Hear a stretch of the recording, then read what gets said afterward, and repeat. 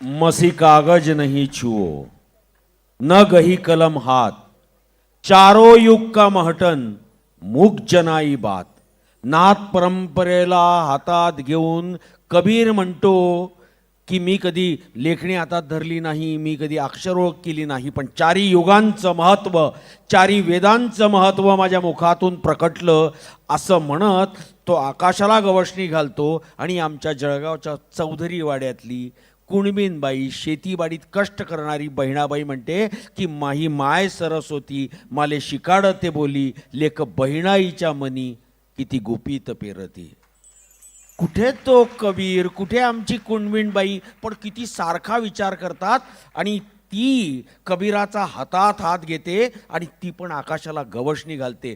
भारतात कुठेही कोणत्याही कवयित्रीच्या नावाने कोणतंही विद्यापीठ नाही.